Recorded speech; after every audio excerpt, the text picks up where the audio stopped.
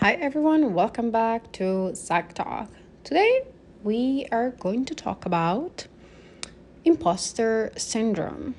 So, have you ever felt like you're not as competent as others think you are, despite evidence of your achievements?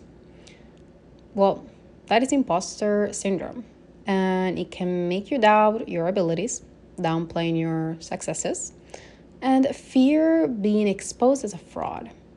So, in this episode, we'll explore why imposter syndrome happens, the psychological factors behind it, and actionable strategies to overcome it. So let's get started. Okay, what is imposter syndrome? Imposter syndrome is the persistent belief that you're not as capable, intelligent, or talented as others perceive you to be.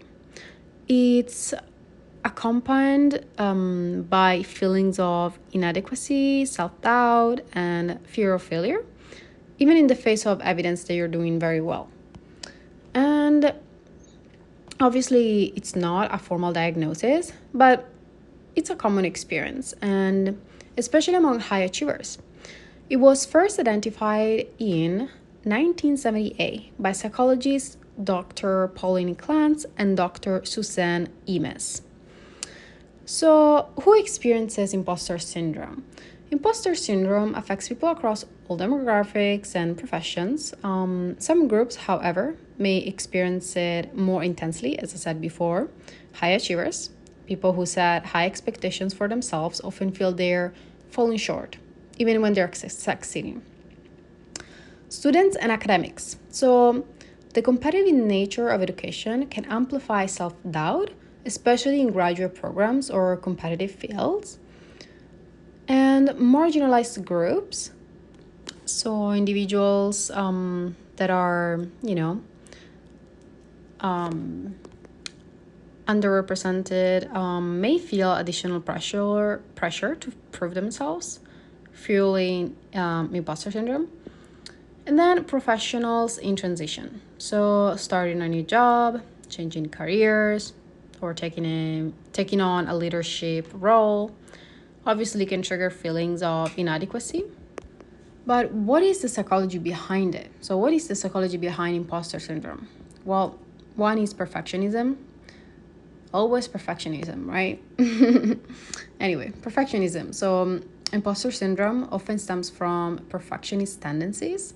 So when we set unrealistically high standards, it's easy to feel like we're not measuring up. And comparative thinking, so constantly comparing ourselves to others, obviously can make our own achievements feel less significant. Attribution bias, so people with imposter syndrome tend to attribute success to external factors like luck or help from others rather than their own skills.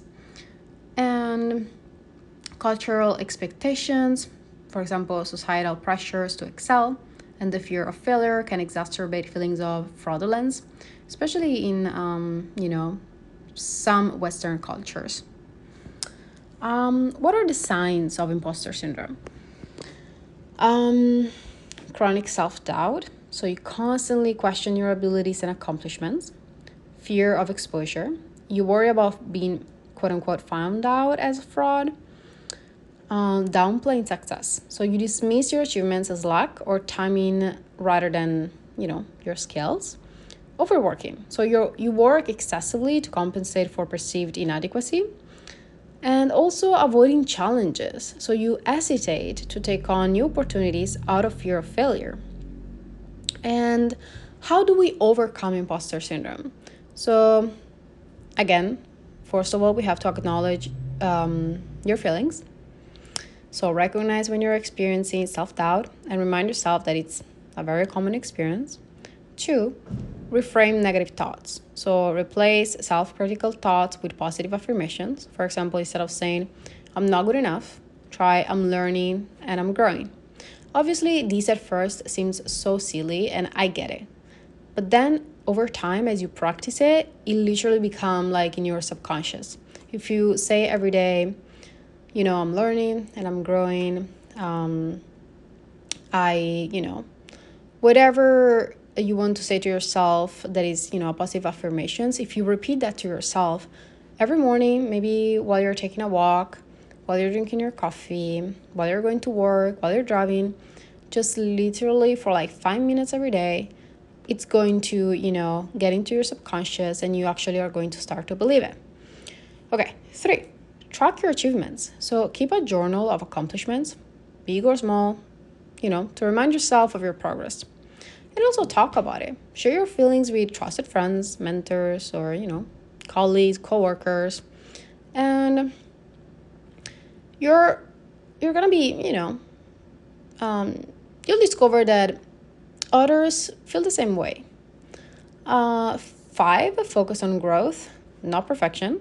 So shift your mindset while you progress and learning over flawless performance. 6, seek professional help. Therapy or coaching can provide valuable tools to combat imposter syndrome and also build self-confidence. And now, let's do a quick exercise. So take a moment to write down 3 accomplishments you're proud of. That could be a personal, professional, or, even small victories.